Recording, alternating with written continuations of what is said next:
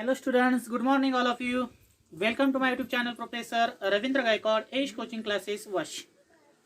जे काही ग्रुपमध्ये जॉईन झाले त्यांनी फटाफट मला गुड मॉर्निंगचा मेसेज सेंड करावा. बरेचसे विद्यार्थी ऑनलाईनमध्ये लाईव्ह राहत नाहीत, पण लक्षात राहू द्या. 2-3 विद्यार्थी असतात, सिंगटे एक असते, त्यानंतर जराडे असतील, त्यानंतर असं असतो पा.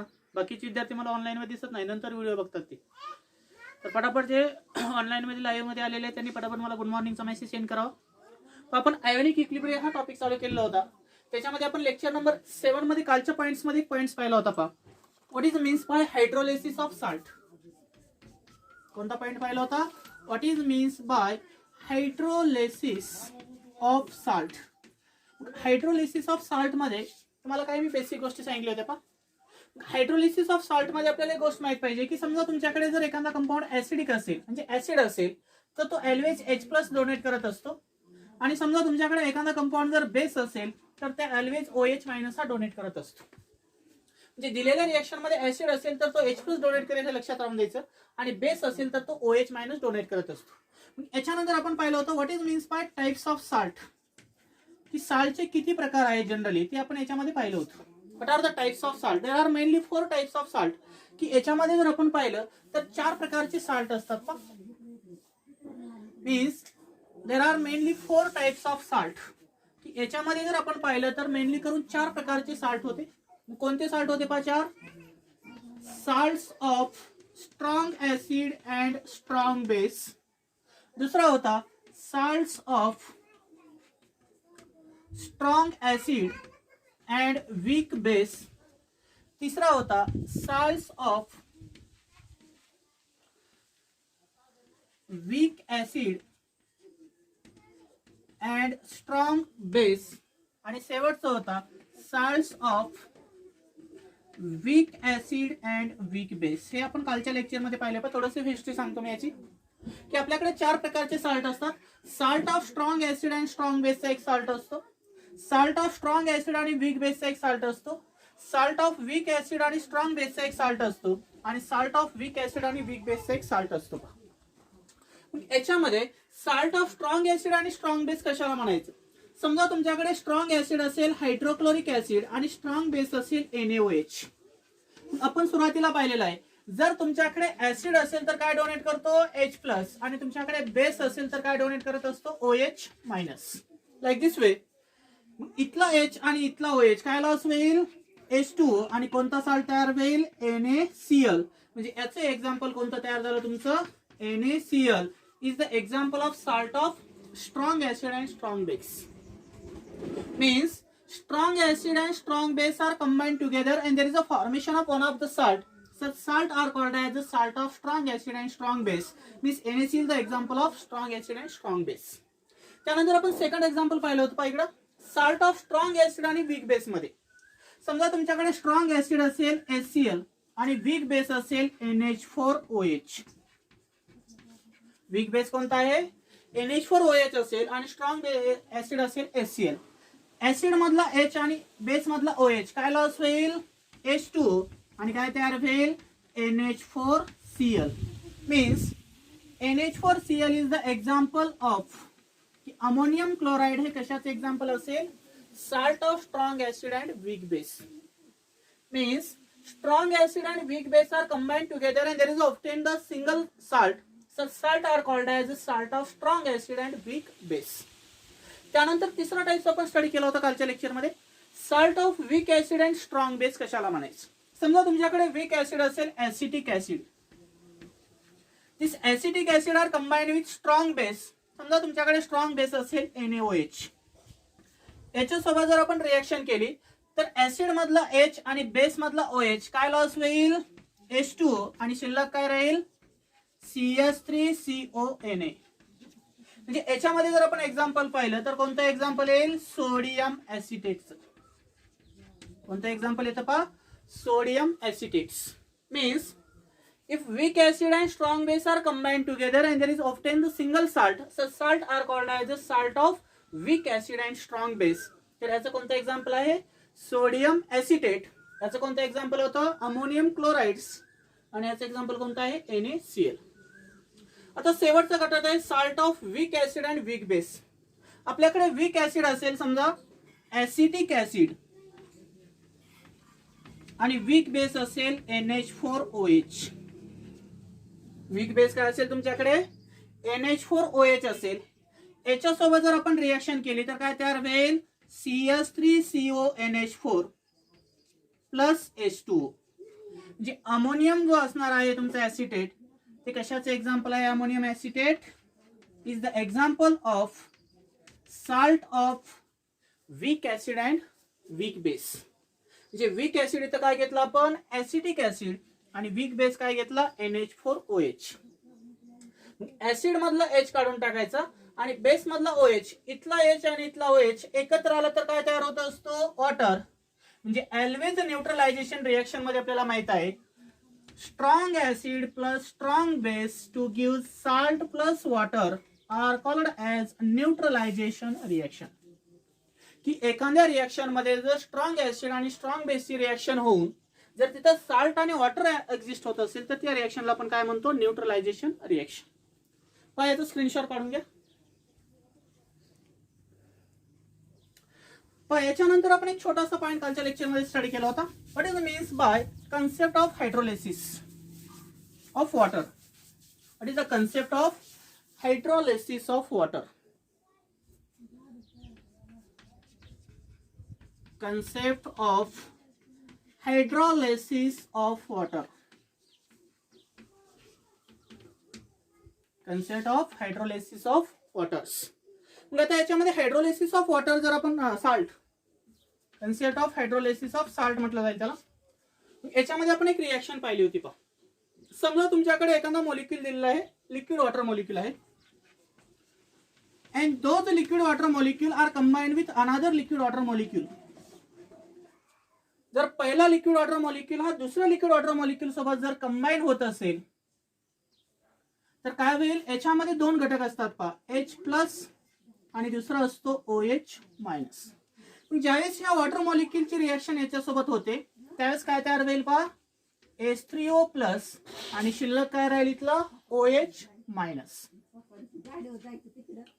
Means first water molecule reacts with second water molecule that is obtained hydronium ion and hydroxyl ions. काय तयार होतात त्याच्यामध्ये हायड्रोनियम आयन्स तयार होतात आणि दुसरा हायड्रोक्सिल आयन असते. But this hydroxyl ion or ions are formed but this salt having the two types. पण त्या साल्ट मध्ये जनरली दोन प्रकार असतात. मी तुम्हाला काल सांगितलं होतं पहा की साल्ट हे दोन प्रकारचे असतात. पहा the salt do not react with water. की असा एक साल्ट असतो की जो वॉटर सोबत रिएक्ट होत नाही. मी salt do not react with water आणि दुसरा असतो salt which react with water. Salt with react with water. React with water. तर असे दोन प्रकारचे साल्ट असतात. And this salt do not react with water and salt react with water याच्या आधारे जर आपण वॉटरचं कॉन्सन्ट्रेशन जर कम्पेअर केलं तर वॉटर मध्ये हे आयन्स तयार झालते पहा. Hydronium ion is equal to the hydroxyl ions. दिलेल्या सोल्युशन मध्ये एका वॉटर मॉलिक्यूलची रिएक्शन जर दुसऱ्या वॉटर मॉलिक्यूल मध्ये होत असेल तर त्यावेळेस त्याच्यामध्ये हायड्रोनियम आयन आणि हायड्रोक्सिल आयन एक्झिस्ट होत असतात. आणि ह्या दोघांच्या कॉन्सन्ट्रेशन मध्ये जर आपण एखादा साल्ट मिक्स केला तर त्याच्यामध्ये काय कंडिशन चेंज होतात ते आपण पाहिलं होतं पहा. जर समजा तुमच्याकडे एखादा असं साल्ट आहे की जो साल्ट हा वॉटर सोबत रिएक्ट होत नाही त्यावेळेस त्या सोल्युशन मध्ये concentration of hydronium ion is equal to the concentration of hydroxyl ions. की ज्या सोल्युशन मध्ये साल्ट हा वॉटर सोबत रिएक्ट होत नाही त्या सोल्युशन मध्ये वॉटरचं कॉन्सन्ट्रेशन आणि हायड्रोक्सिल आयनचं कॉन्सन्ट्रेशन हे इक्वल असतं. त्यावेळेस दिलेलं सोल्युशनचं नेचर हे न्यूट्रल असतं असं आपण प्रॅक्टिकली सांगू शकतो. म्हणजे आपल्याला सोल्युशनचं नेचर आयडेंटिफाय करण्यासाठी आपण याचा यूज करत असतो. लक्षात आलं. If any salt or do not reacts with water but having in given solution the concentration of hydronium ion and hydroxyl ions are equal, such the solution are having the neutral in nature. त्यास त्या सोल्युशनचं nature काय असणार आहे neutral आहे. But second condition, in given solution the concentration of hydroxyl ion is not equal to the concentration of hydronium ions. की असा एक salt आहे की ज्याची रिएक्शन ही वॉटर मध्ये होत असेल त्यावेळेस त्या सोल्युशन मध्ये हा सॉल्ट वॉटरमध्ये डिझॉल्व्ह होणार आहे, म्हणजे कॉन्सन्ट्रेशन इक्वल राहणार आहे का? नाही राहणार, कारण तिचं सोल्युशन कमी जास्त होईल. Means any salt reacts with water there is disturbing the concentration of hydronium ion and hydroxyl ion. की जो तुमचा हायड्रोनियम आणि हायड्रॉक्सिल आयन असेल त्याचं कॉन्सन्ट्रेशन काय होतं? डिस्टर्ब होतं. Means concentration of hydroxyl ion is not equal to the concentration of hydroxyl ions. Then given solution having the two types. त्या दिलेलं सोल्युशन दोन प्रकारचं असू शकतं. एक असेल तुमचं ऍसिडिक सोल्युशन आणि दुसरं असेल तुमचं बेसिक सोल्युशन.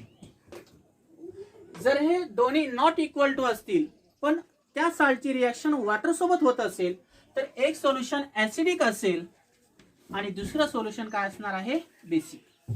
ज्या सोल्युशन मध्ये कॉन्सन्ट्रेशन ऑफ हायड्रोनियम आयनचं कॉन्सन्ट्रेशन जास्त असेल तो ऍसिडिक असेल आणि ज्या सोल्युशन मध्ये कॉन्सन्ट्रेशन हे हायड्रॉक्सिल आयनचं जास्त असेल ते सोल्युशन काय असणार आहे? बेसिक असणार आहे. मग या सोल्युशनच्या आधारे आपल्याला कशाची डेफिनेशन करता येते? हायड्रोलिसिस ऑफ सॉल्टची डेफिनेशन करता येते. मग हायड्रोलिसिस ऑफ सॉल्टची डेफिनेशन करत असताना त्याचा स्क्रीनशॉट काढून घ्या पहिल्यांदा. त्याची डेफिनेशन कशी करणार पहा. What is means by hydrolysis of salts?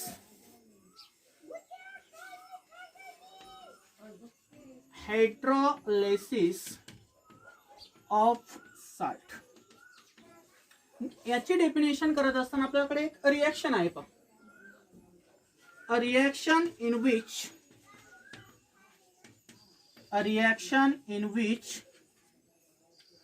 ions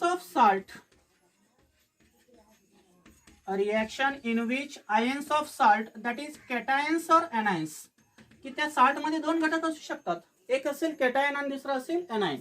means a reaction in which ions of salt that is cations or anions or reacts with ions of water are called as hydrolysis of salt. की त्यालाच काय म्हणायचं?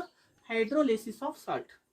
की असे chemical reaction आहे की ज्याच्यामध्ये आयनचे जे सॉल्ट आहेत ते वॉटरच्या आयन सोबत रिएक्ट होतात आणि त्याच्यापासून तीन प्रकारचे सोल्युशन एक्झिस्ट होतात, न्यूट्रल, बेसिक और ऍसिडिक. त्या कंडिशनला काय म्हणायचं?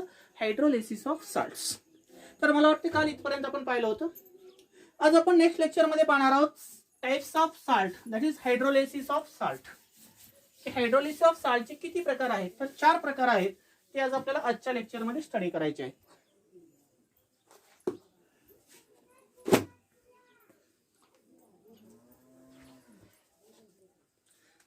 हायड्रोलिसिस ऑफ सॉल्ट किंवा types of hydrolysis of salt. तर त्याचे आपल्याकडे 4 प्रकार आहेत, ते आपल्याला आजच्या लेक्चर मध्ये स्टडी करायचे. मग आपण हेडिंग टाकू शकतो पहा.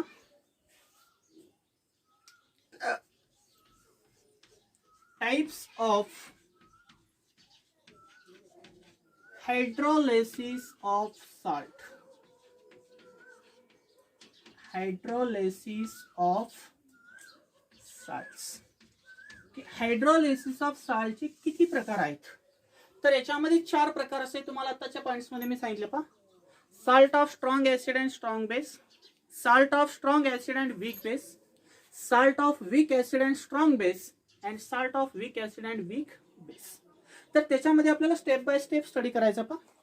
त्याच्यामध्ये पहिला घटक आहे हायड्रोलिसिस ऑफ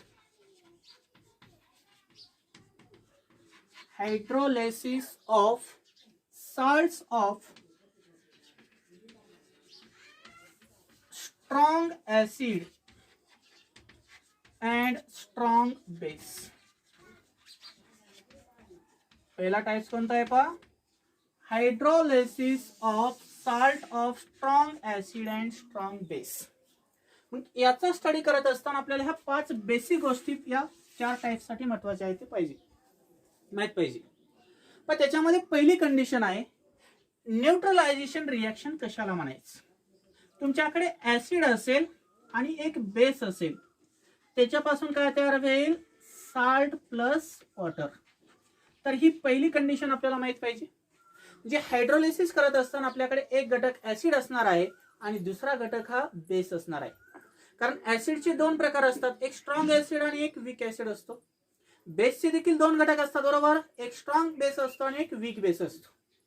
ज्यावेळेस आपल्याला फर्स्टली या पॉईंटचा स्टडी करायचा आहे. त्यास फर्स्ट कंडिशन आपल्याला माहित पाहिजे की एक घटक ऍसिड असेल, दुसरा बेस, त्याच्यापासून साल्ट आणि वॉटर तयार होईल. सेकंड कंडिशन आहे, जो तुमचा साल्ट तयार झालेला आहे त्या साल्टला आपण डिसोसिएट करणार आणि त्याच्यापासून केटायन्स आणि एनायन्स तयार होणार. काय तयार होणार त्याच्यापासून? केटायन्स और एनायन्स. केटायनवर चार्ज असतो पॉझिटिव्ह आणि एनायनवर चार्ज असतो निगेटिव्ह. म्हणजे सेकंड स्टेपला आपण काय करणार, जे काही रिएक्शन आपण लिहिलेली आहे साल्टची, त्याच्यामध्ये जो साल्ट ऑब्टेन झालेला आहे त्या साल्टला आपण डिसोसिएट करणार आणि त्याच्यापासून आयन फॉर्मेशन होतील. फर्स्ट आयन असेल केटायन्स आणि सेकंड असेल एनायन्स. त्यानंतर तिसरी कंडिशन आहे, दिस केटायन्स आर रिॲक्ट्स विथ वॉटर. जर आपण केटायनची रिएक्शन जर वॉटर सोबत केली तर त्याच्यापासून बेस तयार होईल. काय तयार होईल? बेस तयार होईल आणि साइड प्रोडक्ट काय भेटेल तुम्हाला? Hydronium ions. म्हणजे दिलेल्या केटायनची रिएक्शन जर वॉटर सोबत केली तर एक बेस तयार होईल तिसऱ्या स्टेपला आणि साइड प्रोडक्ट काय भेटेल? H+ किंवा H3O+.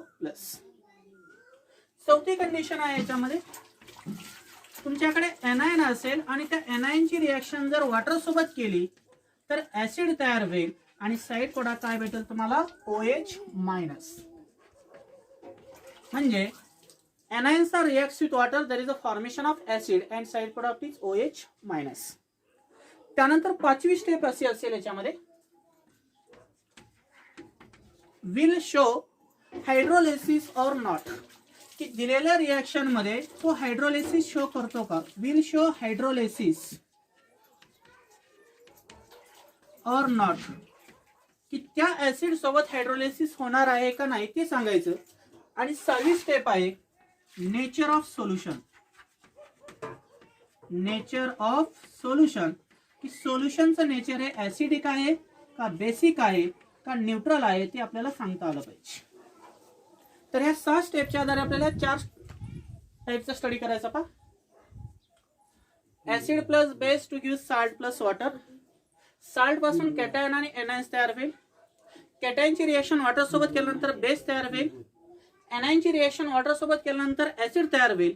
आणि ओव्हरऑल आपण प्रॅक्टिकली आयडेंटिफाय करणार की त्याच्यामध्ये हायड्रोलिसिस होणार आहे का नाही आणि त्या सोल्युशनचं नेचर ऍसिडिक आहे का बेसिक आहे का न्यूट्रल आहे ते आपण ओळखणार आहोत. मग आपल्याला फर्स्ट टाइप पाहायचं आहे hydrolysis of salt of strong acid and strong base. मग याच्यामध्ये सिलेक्टिव्ह एक्झाम्पल आहे NaCl साल्ट. आपल्याला सुरुवातीला एक्झाम्पल माहित असणं गरजेचं आहे कारण कालच्या लेक्चरमध्ये तुम्हाला मी एक्झाम्पल सांगितलं.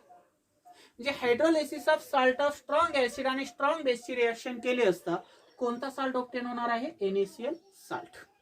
मग हे NaClचं जे सोल्युशन आहे ते ऍसिडिक आहे का न्यूट्रल आहे का बेसिक आहे का हायड्रोलिसिस होतं का नाही ते आपल्याला पॉइंट्स मध्ये स्टडी करायचं. मग पाहतो सुरुवातीला फर्स्ट नंबरची स्टेप आपल्याकडे माहिती आहे काय असला पाहिजे? ऍसिड असला पाहिजे आणि दुसरा काय असला पाहिजे? स्ट्रॉंग बेस असला पाहिजे. बेस असला पाहिजे काय असेल?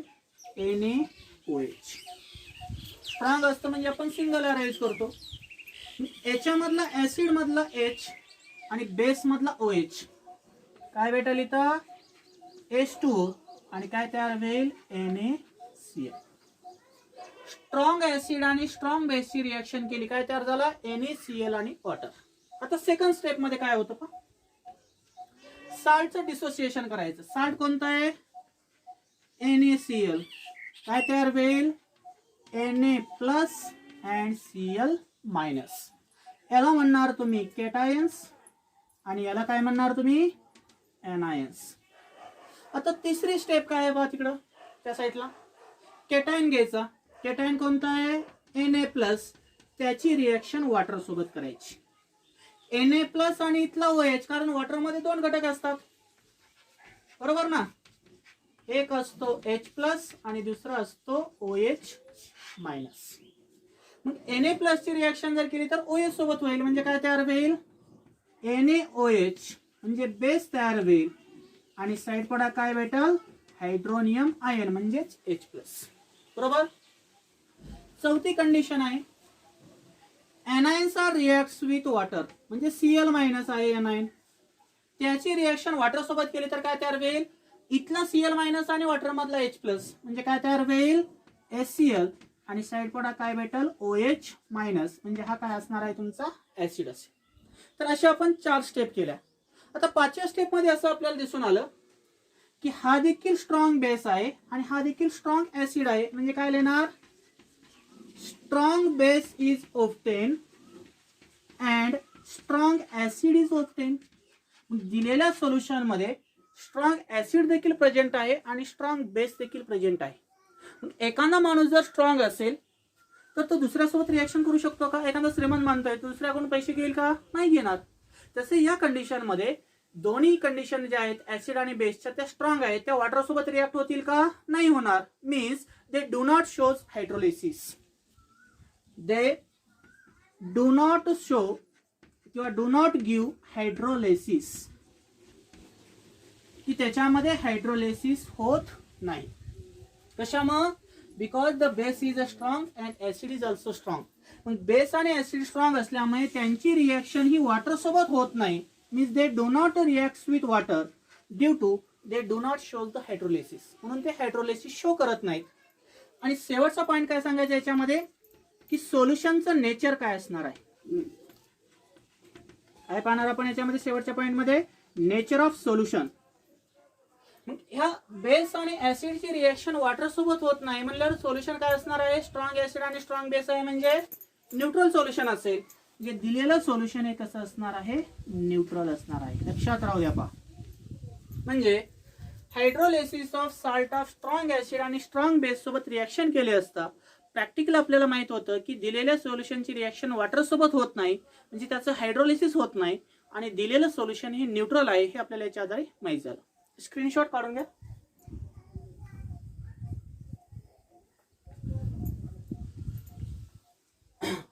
आता त्यानंतर आपल्याला दुसरा पॉइंट पाहायचा,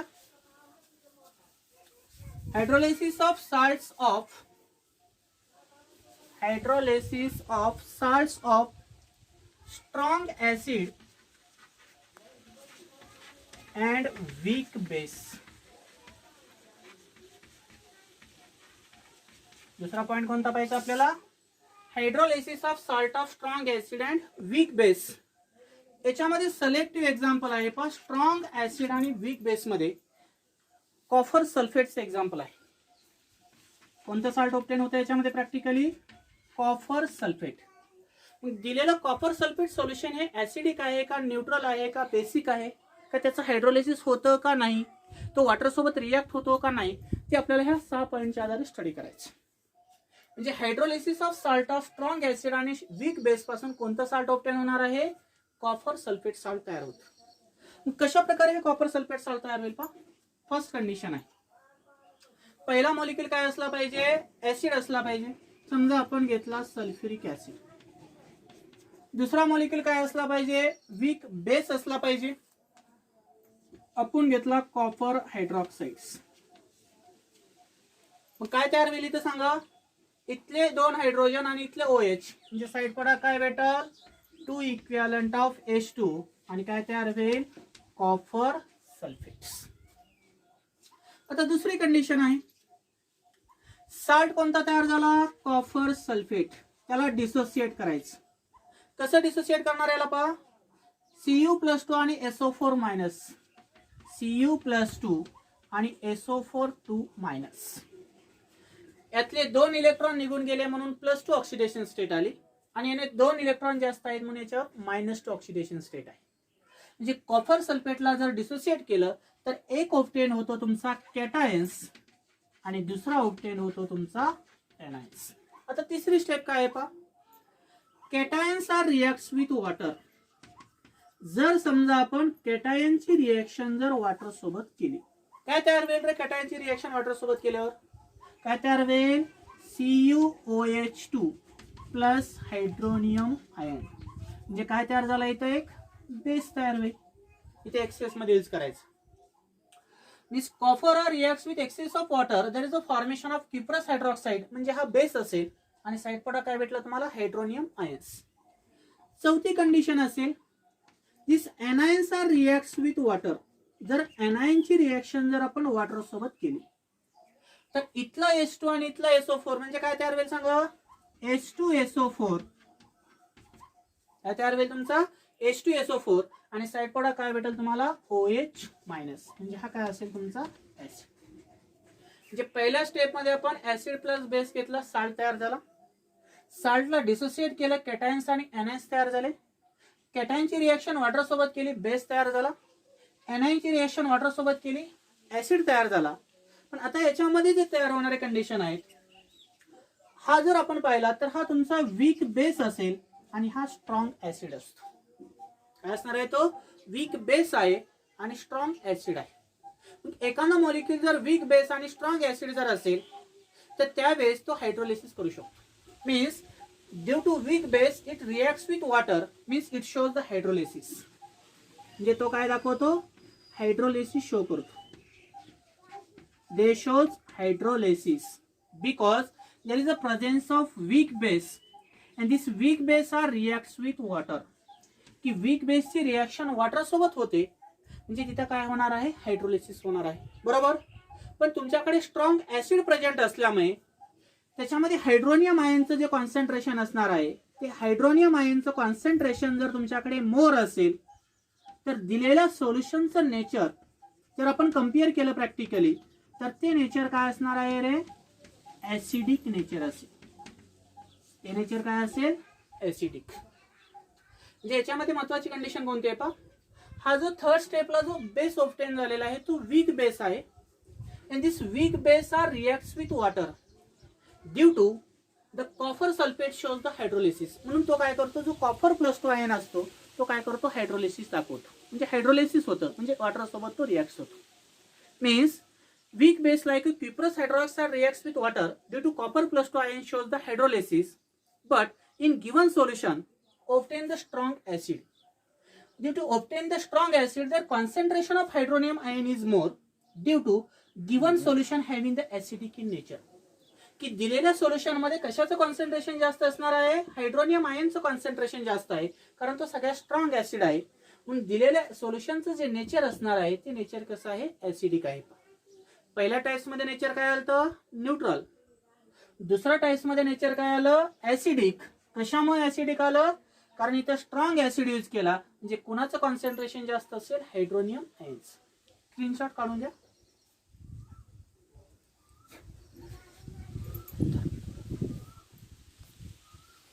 पण त्यानंतर आपल्याला तिसरा टाइप्स पाहिजे आहे. What is the hydrolysis of weak acid and strong base? What is the hydrolysis of weak acid and strong base? Weak acid and strong base. तिसरा टाइप्स आहे पहा, hydrolysis of salt of weak acid and strong base. म्हणजे तुमच्याकडे एक weak acid आहे आणि दुसरा आहे तुमच्याकडे स्ट्रॉंग बेस. तर याच्यामध्ये सिलेक्टिव्ह एक्झाम्पल आहे सोडियम ऍसिटेटचं. कोणता साल्ट आहे याचं एक्झाम्पल? Sodium acetate. CH3CO ग्रुपला म्हणायचं ऍसिटेट ग्रुप, आणि त्याला सोडियम मेटल लिंक आहे म्हणून याचं नाव आहे सोडियम ऍसिटेट साल्ट. हे कशाचं एक्झाम्पल तयार झालं? Hydrolysis of salt of weak acid and strong base. मग आता हा कंपाऊंड तयार करण्यासाठी आपण पहिली कंडिशन काय यूज करणार का? सांगा, पहिली कंडिशन काय आहे? दिलेला कंपाऊंड आपल्याकडे काय असला पाहिजे? वीक ऍसिड असला पाहिजे. समजा घेतला CH3COH. दुसरी कंडिशन काय आहे? स्ट्रॉंग बेस असला पाहिजे NaOH. आपल्याला माहित आहे ऍसिड असेल तर H+ शो करतो, बेस असेल तर OH-. म्हणजे इथला H आणि इथला OH, साईड प्रोडक्ट काय भेटल? H2O. इथला Na+ आणि इथला O-, काय तयार होईल? CH3CONa. हा झाला तुमचा साल्ट, सोडियम ऍसिटेट. आता दुसरी कंडिशन आहे पहा, साल्ट ऑन डिसोसिएशन. जर आपण साल्टचं डिसोसिएशन केलं तर कॅटायन्स आणि एनायन्स तयार व्हायला पाहिजे. हा तुमचा तयार होईल एनायन्स आणि हा तयार होईल तुमचा कॅटायन्स. म्हणजे CH3CO निगेटिव्हला म्हणायचं एनायन आणि Na+ ला काय म्हणणार? कॅटायन्स. आता तिसरी कंडिशन काय आहे पहा,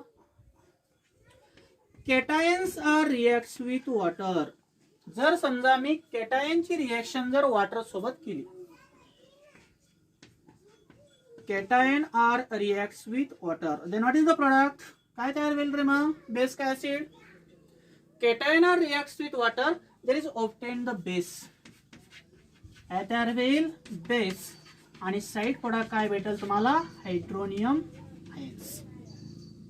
चौथी कंडिशन आहे, एनायन्स आर रिएक्ट्स विथ वॉटर. जर एनायनची रिएक्शन वॉटर सोबत केली तर काय तयार होतो रे? चौथी कंडिशन पहा इकडं, anions are reacts with water, there is obtain the acid. काय तयार होईल? ऍसिड. आणि साइड प्रोडक्ट काय भेटेल? OH minus. 4 कंडिशन माहिती झाले आपल्याला.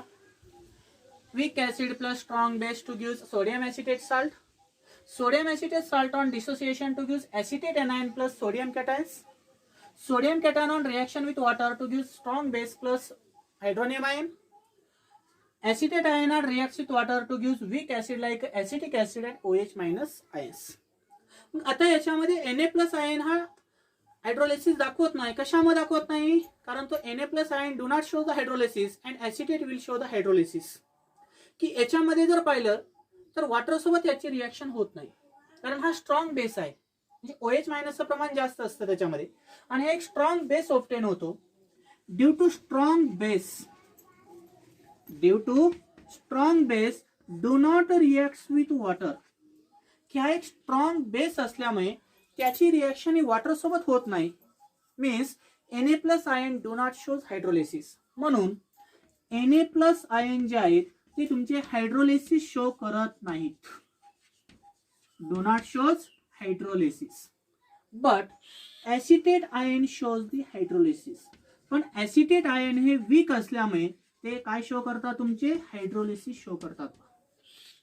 ही कंडिशन महत्वाची आहे की हा जो बेस असणार आहे तो स्ट्रॉंग बेस आहे, आणि बेसचं कॉन्सन्ट्रेशन जास्त असल्यामुळे वॉटर सोबत त्याची रिएक्शन होत नाही. But this Na plus ion do not show the hydrolysis with water, but acetate ion show the hydrolysis with water due to the nature of the solution is a basic in nature.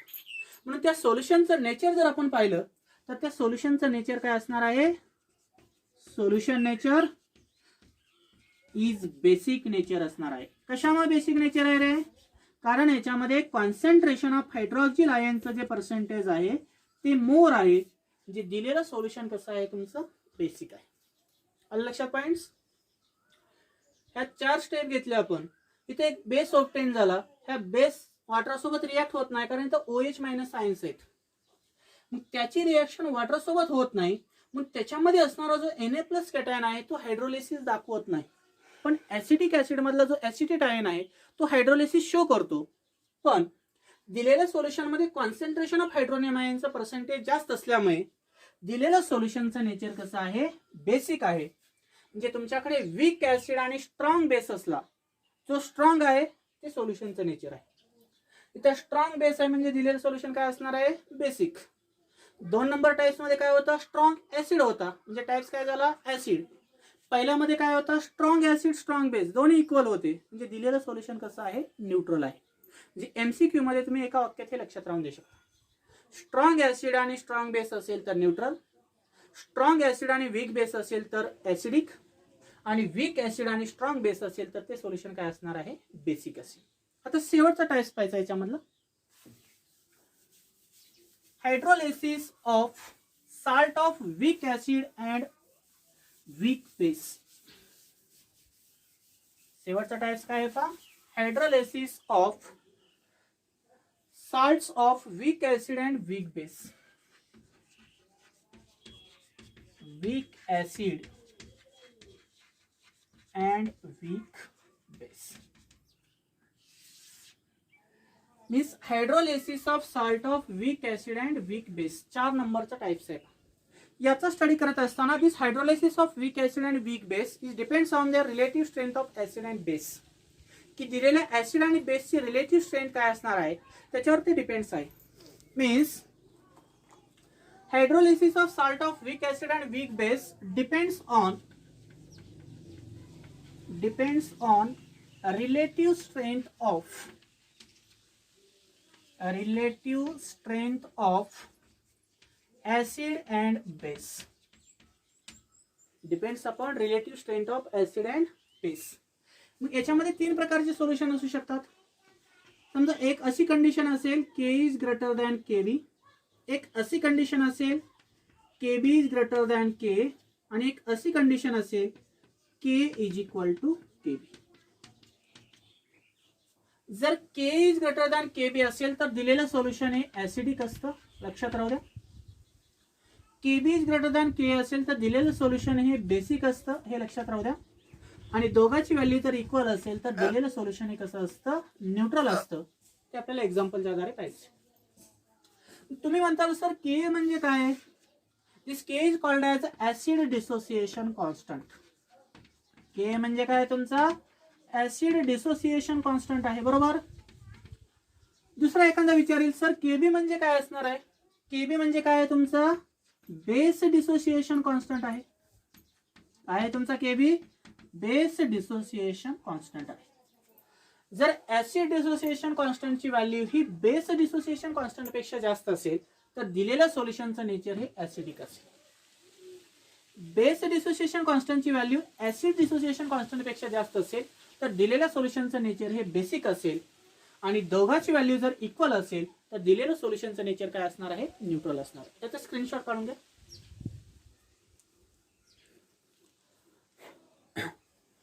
मग आता याच्यामध्ये आपल्याला ह्या dissociation स्ट्रेंथच्या आधारे आपल्याला याचे तीन example पाहिजेत पहा, वीक ऍसिड आणि वीक बेस. त्याच्यामध्ये फर्स्ट एक्झाम्पल आहे, समजा तुमच्याकडे के इज ग्रेटर दॅन के बी असेल तर त्यावेळेस एक्झाम्पल म्हणून आपण याच्यामध्ये यूज करू शकतो NH4F. कोणतं साल्ट घेऊ शकतो? NH4F, अमोनियम फ्लोराईड साल्ट आहे. म्हणजे अमोनियम फ्लोराईड साल्ट मध्ये काय होतं पहा. पहिली कंडिशन काय आहे याच्यामध्ये? अमोनियम फ्लोराईड तुम्ही कसा तयार करणार हे तुम्हाला सुरुवातीला माहित पाहिजे. कसा तयार होईल अमोनियम फ्लोराईड? कोण सांगताय? HF plus NH4OH. Weak acid weak base, इथला H इथला OH, H2O, शिल्लक काय राहिला? NH4 आणि F. म्हणजे कोणता साल्ट तयार झाला? Ammonium fluoride salt. आता दुसरी कंडिशन आपल्याला माहिती आहे, जो साल्ट ऑब्टेन झाला त्या साल्टला आपल्याला डिसोसिएट करायचं कॅटायन्स आणि एनायन्स मध्ये. म्हणजे काय होईल? NH4F2 gives NH4 plus and F minus. हा NH4 प्लस म्हणजे कॅटायन असेल आणि हा काय असणार आहे? तुमचा एनायन असेल, बरोबर. आता तिसरी कंडिशन तुमच्या समोर आहे, NH4 प्लस म्हणजे कॅटायन्स ची रिएक्शन कशासोबत करायची? वॉटर सोबत. वॉटर सोबत केली तर काय तयार होतो? बेस. आणि साइड प्रोडक्ट काय भेटतो? Hydronium ion. म्हणजे हा तुमचा बेस तयार झाला, बरोबर. आता चौथी कंडिशन आहे, काय असणार आहे चौथ्या कंडिशन मध्ये? की एनायन्स आर रिएक्ट्स विथ वॉटर. जर एनायन ची रिएक्शन वॉटर सोबत केली तर काय तयार होईल? ऍसिड. आणि साइड प्रोडक्ट काय भेटेल? OH minus. ह्या तर कंडिशन आपल्याला माहिती झाल्या. पहिल्यांदा आपण रिएक्शन लिहिली साल्ट कसं तयार करायचं. साल्टला डिसोसिएट केलं कॅटायन्स आणि एनायन्स मध्ये. कॅटायनची रिएक्शन वॉटर सोबत केली, बेस तयार झाला, वीक बेस. एनायनची रिएक्शन वॉटर सोबत केली, वीक ऍसिड तयार झाला. मग याचा रिझल्ट आपल्याला पाहिजे आहे. दिलेल्या सोल्युशन मध्ये पण इथं OH मायनस आयन आहेत आणि इथे H3O प्लस आयन्स आहेत. पण इथे जर आपण प्रॅक्टिकली जर कम्पेअर केलं तर याच्यामध्ये concentration of H plus ions हे जास्त फॉर्म होतात, कारण आपल्याकडे Ka ची व्हॅल्यू जास्त असणार आहे ऍज कम्पेअर टू Kb पेक्षा. म्हणजे हायड्रोफ्लोरिक ऍसिडची व्हॅल्यू ही प्रॅक्टिकली जास्त असते ऍज कम्पेअर टू NH4OH पेक्षा. मला मी PDF नोट्स मध्ये त्यांची व्हॅल्यू देणारच आहे पा. मग इथे ऍसिडची व्हॅल्यू जर जास्त असेल तर दिलेल्या सोल्युशन मध्ये कॉन्सन्ट्रेशन ऑफ हायड्रोनियम आयन जे असणार आहेत ते जास्त प्रमाणामध्ये ऑब्टेन होतील. मग कॉन्सन्ट्रेशन ऑफ हायड्रोनियम आयन जर जास्त असतील तर त्यावेळेस आपण याचा रिझल्ट लिहित असताना कसा लिहिणार पा? If K is greater than Kb, the given solution is acidic in nature. त्यावेळेस दिलेल्या सोल्युशनचं नेचर काय असणार आहे, ऍसिडिक असणार आहे. कारण प्रॅक्टिकली जर आपण याची व्हॅल्यू जर पाहिली तर के ची व्हॅल्यू ही जास्त असेल ॲज कम्पेअर टू के बी पेक्षा. ज्याची व्हॅल्यू जास्त आहे त्याची H+ आयन कॉन्सन्ट्रेशन जास्त असेल आणि ज्याचं कॉन्सन्ट्रेशन कमी असणार आहे त्याची व्हॅल्यू डिसोसिएशन कॉन्स्टंटची काय असते, कमी असते. मग या कंडिशनमध्ये ऍसिड डिसोसिएशन कॉन्स्टंटची व्हॅल्यू जास्त आहे म्हणजे H+ आयनचं कॉन्सन्ट्रेशन जास्त असणार आहे, म्हणून दिलेलं सोल्युशन कसं आहे, ऍसिडिक आहे हे आपण सांगू शकतो. स्क्रीनशॉट काढून घ्या. आता दुसरं एक्झाम्पल पाहणार आहोत आपण याच्यामध्ये. समजा याच्या अपोजिटची प्रक्रिया असेल. समजा तुम्हाला दिलेलं असेल K = KB. काय दिलं असेल, K = KB दिलं असेल. याच्यामध्ये एक्झाम्पल आहे अमोनियम ऍसिटेट. कोणतं साल्ट ऑब्टेन होतं, अमोनियम ऍसिटेट्स. त्या कंडिशननुसार सांगा मला काय तयार होईल. पहिल्यांदा वीक ऍसिड आहे. कोणतं वीक ऍसिड असतं आपल्याला एक्झाम्पल माहिती आहे, ऍसिटिक ऍसिड. वीक बेस आहे. कोणता बेस असतो, NH4OH. सर्वांना आता माहित झाले, ऍसिड असेल तर H निघून जातो, बेस असेल तर OH. H आणि OH मिळून काय तयार होतो, H2O. शिल्लक काय राहिला, इथला ऍसिटेट ग्रुप आणि इथला NH4 म्हणजे काय तयार होतो, CH3CONH4. त्याला म्हणायचं साल्ट. तर what is the second condition, काय असेल सेकंड कंडिशन, साल्टला आता डिसोसिएट करायचं. मग कसं डिसोसिएट करणार सांगा बरं, कॅटायन्स आणि एनायन्स मध्ये. हा कॅटायन तयार होईल, हा एनायन्स तयार होईल. म्हणजे काय तयार होईल, NH4+ आणि CH3COO-. याला म्हणायचं कॅटायन्स आणि याला म्हणायचं एनायन्स. नेक्स्ट कंडिशन काय असेल कोण सांगते बरोबर. जर समजा तुमच्याकडे कॅटायन तयार झालेला असेल तर कॅटायनची रिएक्शन कशासोबत करायची, वॉटर सोबत. बरोबर. कॅटायनची रिएक्शन वॉटर सोबत केली तर काय तयार होतो, वीक बेस तयार होतो आणि साइड प्रोडक्ट काय भेटल, हायड्रोनियम आयन्स. म्हणजे हा काय तयार झाला इथं, बेस. आता चौथी कंडिशन काय आहे बघा तिकडल्या साईडला, एनायनची रिएक्शन जर वॉटर सोबत केली. एनायनची रिएक्शन वॉटर सोबत केली म्हणजे काय तयार होईल, ऍसिड तयार झाला पाहिजे.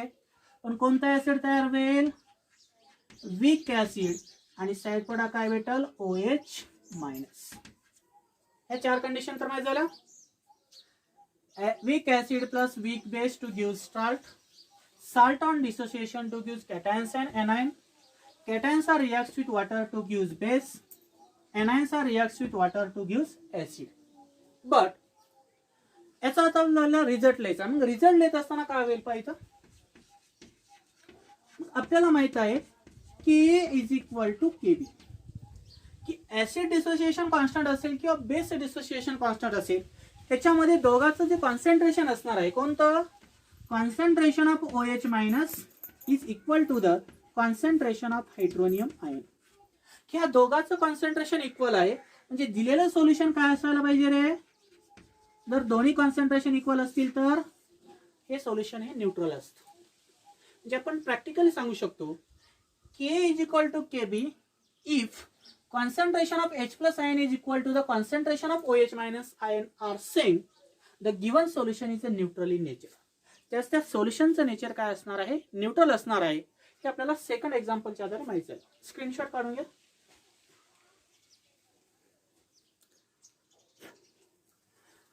आता शेवटचं एक्झाम्पल आहे, एकदम सोपं आहे पहा. समजा तुमच्याकडे दिलेलं आहे third condition, example number third, KB is greater than Ka असेल. KB is greater than Ka जर असेल तर याच्यामध्ये एक्झाम्पल आहे तुमचं NH4CN चं, अमोनियम सायनाइड साल्ट आहे. याच्यामध्ये पहिली कंडिशन काय घेणार, वीक ऍसिड असला पाहिजे HCN, वीक बेस असला पाहिजे NH4OH. ऍसिड मधला H आणि बेस मधला OH काय तयार होईल, H2O आणि इथे शिल्लक काय राहिला, NH4CN. म्हणजे काय तयार होईल, साल्ट. दुसरी कंडिशन आहे, जो साल्ट तयार झालेला आहे त्या साल्टला डिसोसिएट करायचं.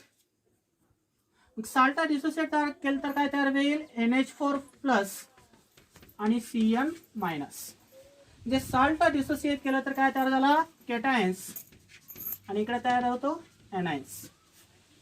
आता जो कॅटायन्स आहे त्या कॅटायनची रिएक्शन कशासोबत करायची रे? वॉटर सोबत करायची. कॅटायनची रिएक्शन जर वॉटर सोबत केली तर काय तयार होईल? बेस तयार होईल. आणि साईड प्रोडक्ट काय भेटेल तुम्हाला? Hydronium ions. पण कसला बेस आहे हा? वीक. चौथी कंडिशन काय आहे? एनायन्स रिएक्ट्स विथ वॉटर. जर एनायनची रिएक्शन वॉटर सोबत केली तर काय तयार होईल? वीक ऍसिड तयार होईल. आणि साईड प्रोडक्ट काय भेटल? OH minus. आणि हा वीक बेस होता. तुमच्याकडे वीक बेस आणि वीक ऍसिड जर असेल तर याचा रिझल्ट कसा येणार? दिलेल्या सोल्युशन मध्ये Kb ची व्हॅल्यू Ka पेक्षा जास्त आहे. जे दिलेल्या सोल्युशन मध्ये OH मायनस आयनचं कॉन्सन्ट्रेशन हे मोर आहे. कशापेक्षा? कॉन्सन्ट्रेशन ऑफ हायड्रोनियम आयन पेक्षा. जे दिलेलं सोल्युशनचं नेचर हे कसं असणार आहे? बेसिक नेचर असणार. राय लक्षात? दिलेलं सोल्युशनचं नेचर कसं आहे? बेसिक आहे. म्हणजे वीक ऍसिड आणि वीक बेसची रिएक्शन केली, साल्ट तयार झाला. साल्टला डिसोसिएट केलं, कॅटायन्स आणि एनायन्स तयार झाला. एनायनची रिएक्शन वॉटर सोबत केली तर ऍसिड तयार होतो आणि कॅटायनची रिएक्शन वॉटर सोबत केली तर बेस तयार होतो. दोन्ही वीक बेस आणि वीक ऍसिड तयार झाले. पण प्रॅक्टिकली जर पाहिलं तर हा जो वीक बेस आहे त्याची व्हॅल्यू जास्त आहे प्रॅक्टिकली केबीची. म्हणजे OH मायनस आयनचं कॉन्सन्ट्रेशन हे H3O+ पेक्षा जास्त आहे. ज्याचं कॉन्सन्ट्रेशन जास्त असेल त्याची व्हॅल्यू जास्त असते. त्यावेळेस ते सोल्युशनचं नेचर काय असणार आहे? बेसिक. म्हणजे पहिल्या टाईप्समध्ये सोल्युशनचं नेचर काय होतं? न्यूट्रल. दुसऱ्यामध्ये काय होतं? ऍसिडिक. आणि तिसऱ्यामध्ये नेचर काय आहे तुमचं? बेसिक. तर उद्याच्या लेक्चरमध्ये आपण बफर सोल्युशनचा स्टडी करणार आहोत. थँक्यू. स्क्रीनशॉट काढून घ्या.